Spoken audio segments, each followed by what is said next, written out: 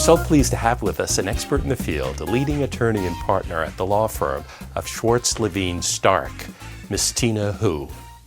Welcome, Tina. Thank you, Joe. It's a great pleasure to be here today. So once an offer is made by the buyer and accepted by the seller, the agent prepares a deal sheet, and that deal sheet is then furnished to the parties and their lawyers. Can you tell us a little bit more about that, Tina? Sure. Once an offer is accepted and the deal sheet is furnished to both parties' attorneys, then the seller attorney prepares the proposed contract and send it to the buyer's attorney, and the buyer's attorney will review and negotiate. Usually it takes a couple rounds of negotiation between the contract can be finalized. I agree. I mean, the contract negotiation and the due diligence process usually would take about a week or a week and a half.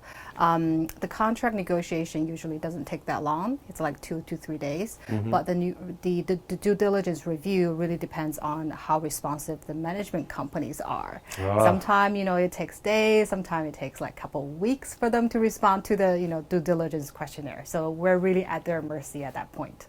But Right. they have a lot of work to do, too, and I understand their position in this. Exactly, yeah. The buyer would sign a contract and then put down the 10% contract deposit. Once the seller receives both, the seller will countersign.